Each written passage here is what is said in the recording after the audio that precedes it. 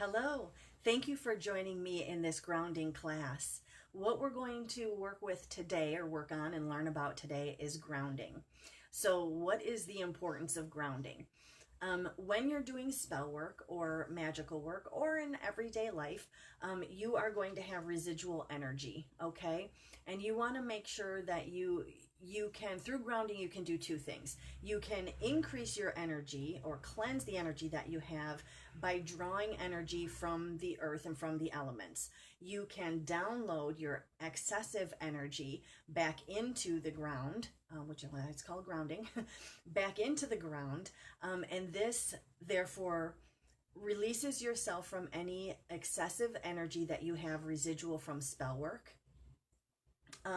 or negative energy that you've kind of gotten mucked up with through daily life. So why would you want to get rid of excessive energy, right? Energy is like a good thing. You want energy. Residual energy like that can actually have negative effects on you. And that can manifest in problems with sleeping or headaches or nausea or sinus issues or any kind of awkward little like annoyance kind of thing.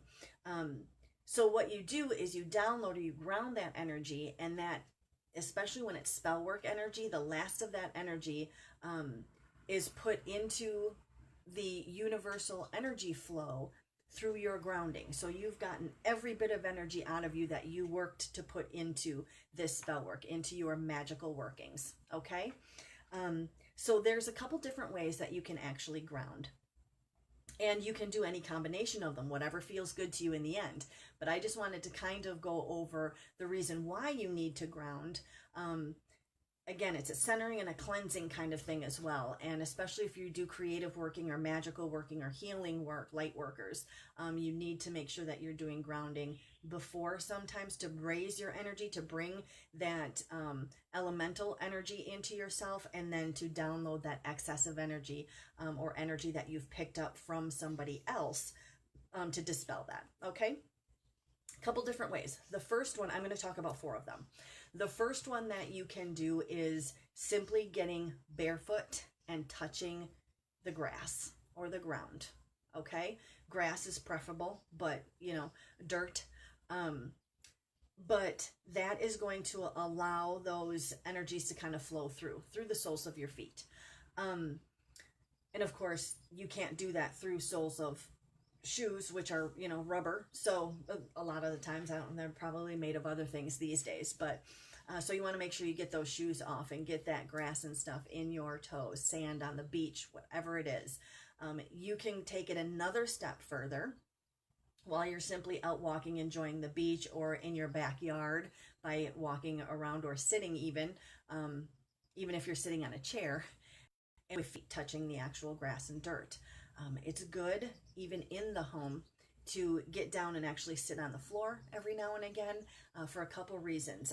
We sit in chairs so often that it limits our hip movement, and that really is our root chakra, and that really opens everything up when you're able to open up that kind of hip joint. So when you sit on the ground, you want to sit in what is not an Indian style, what they used to call Indian style, with your legs overlapping. You want to sit with your legs crossed in front of you and your heel or your feet touching, but they don't have to be on top of each other. That way you don't end up with a lack of circulation, but you also don't have the crossing, which is a stopping of energy flow, right?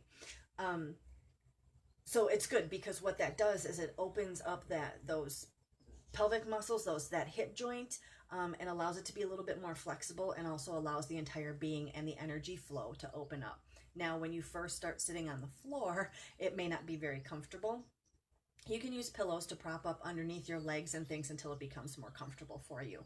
When you're sitting outside, again, just having your feet, excuse me, just having your feet touching earth and dirt will get energies moving. If you can actually get down and sit on the ground or the grass or the beach, it is that much more intensive for you. So while you're out, make sure that you get your feet, hands, whatever, lay in the grass, however you want to do it. But if you are sitting in your backyard or in the forest or, you know, on the beach or whatever, if you take your hands and you dig them through that top layer of grass, through the roots down into the actual dirt or into the sand, you're going to get dirt underneath your fingernails and stuff. But what that's doing is that actually is giving you an additional contact. You can actually kind of sit and feel and close your eyes and feel that energy swirl within you, where it comes up through one and kind of downloads onto the other side. And have that visualization as you're kind of sitting there too. Do it as a conscious thing, but it doesn't have to be a fanatical thing, okay? So just being out walking is a grounding experience for you. You can also ground using breath work, okay? So breath work is one of the major things to learn when it comes to witchcraft in general or magical workings in general, because opening up your breathing and relaxing your breathing allows the entire rest of your body to open up and for you to shift from mundane to a magical mindset, okay? And the easiest way to do that, of course, is through your breathing. A lot of people will breathe from the top up here, from their chest, right? What you want to do is make sure that your breath is starting or dropping down into your stomach and your diaphragm. When you breathe in, you should actually feel your abdominal muscles go out and back in. You want to breathe with that diaphragm right from the belly, okay? That is going to allow a total relaxation. Your mindset automatically switches to a total relaxation. You'll notice if you are a light worker, a healer, or things like that, that's probably your normal, the normal way that you breathe is from the belly. But, so if you're breathing from the chest only, if it's your ribs and your chest that moves in and out when you breathe, you want to drop it down into your belly. And you may have to do this consciously the first, couple times that you do that. And then what you do is breathing through your nose, if you can. If you can't, you can have your mouth open and breathe through your mouth, of course, slightly open. You don't have to have it gaping open and gasping for air. And what you're going to do is you're going to breathe 4-4-8 or 2-2-4. And what that means is you're going to breathe in for a count of 2, hold that breath for a count of 2, and then exhale for a count of 4.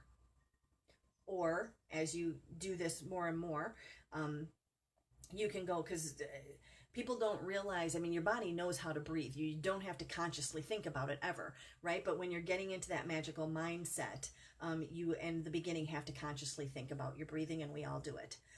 Or you can do the 4-4-8, which is the same thing. Breathing in for 4, holding it for a count of 4, and then exhaling for a count of 8. And that is when you've got a little bit more. Some people don't have that capacity to be able to bring in enough to breathe out for 8.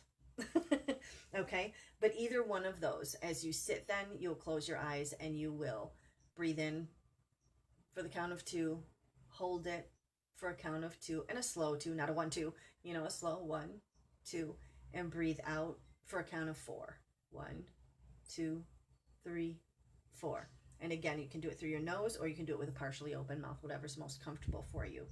And then you will start to visualize when you're breathing in all the goodness, right? You're breathing in white light. You're breathing in all the elements. You're breathing in the earth. You're breathing in everything that's goodness.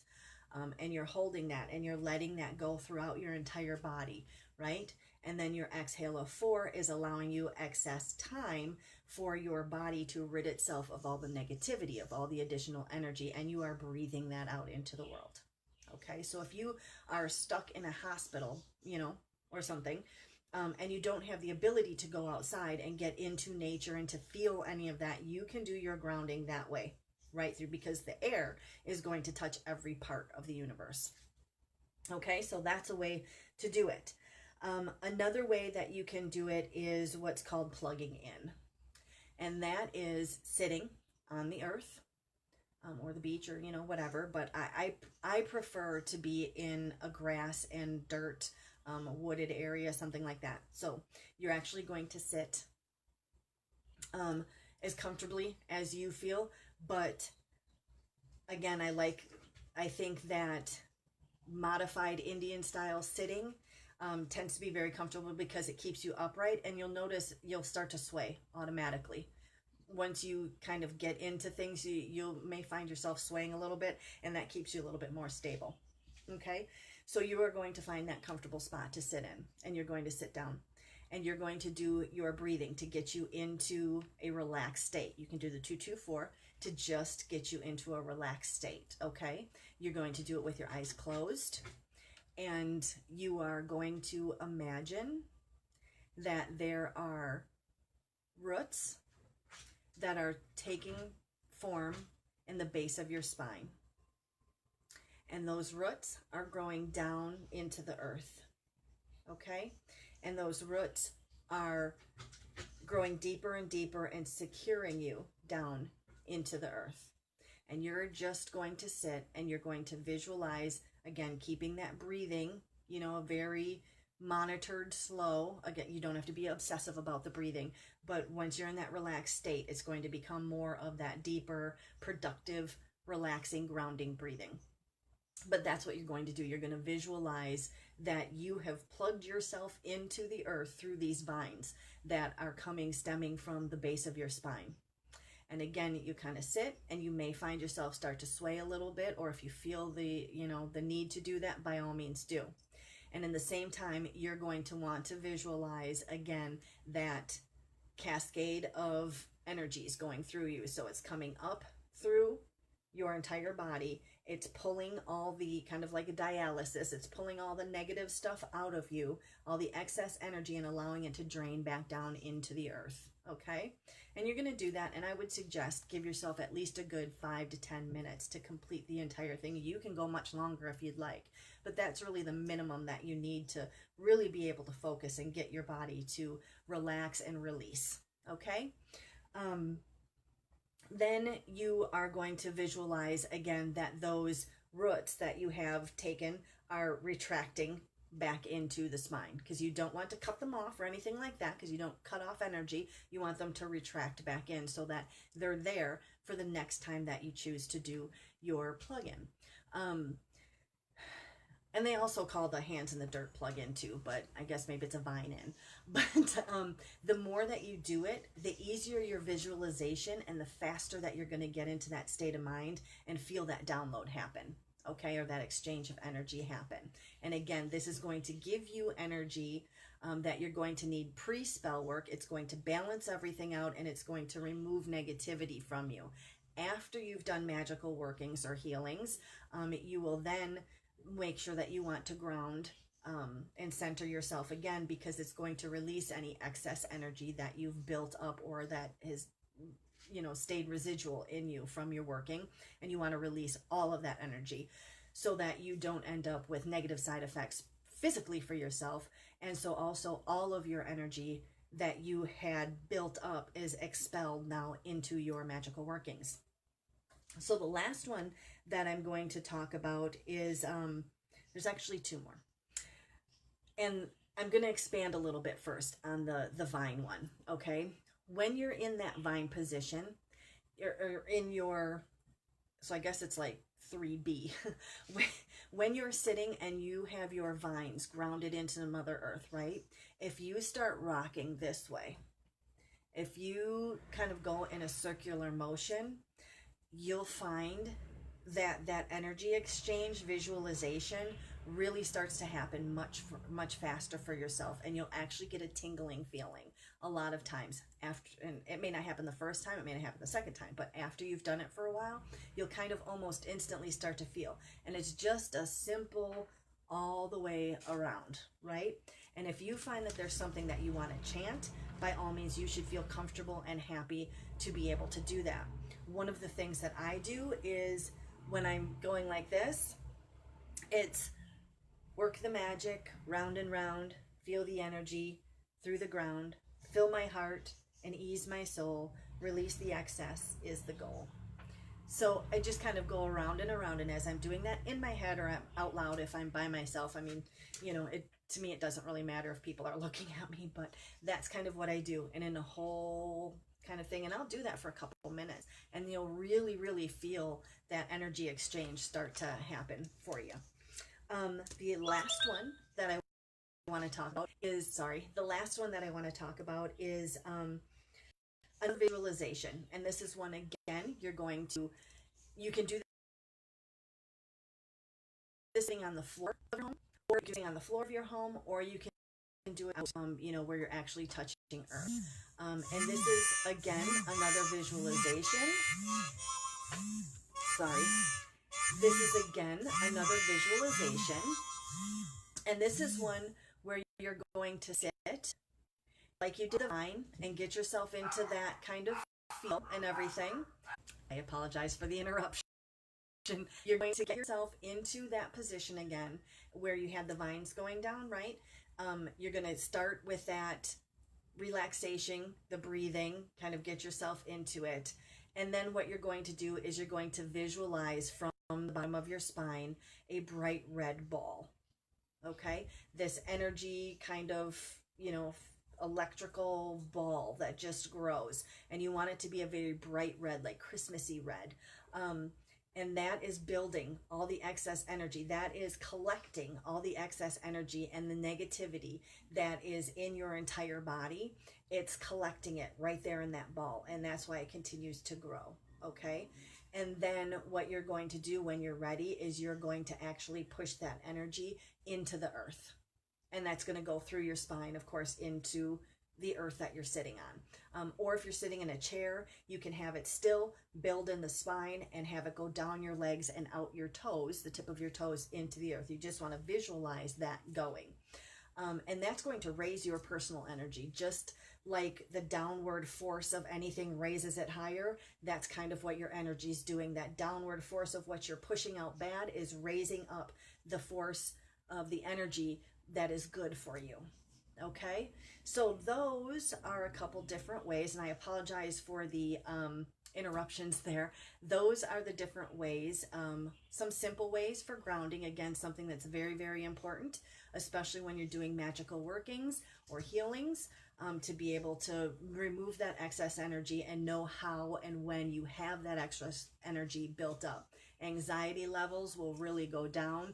You'll feel and see that you have a happiness that comes in again, that you're a little bit more of a positive outlook on life at that point as well. And if you continue to do it, it's something that will really facilitate a lot of change in your daily life. So I'm hoping that that helped you with information. And there are other classes that are available. I believe I have a Raising Energy class that is a free class. And then we have the Academy classes as well that'll kind of go through those that are looking to walk the path of a witch. So with that, I wish you a wonderfully magical rest of your day. Thanks for joining me.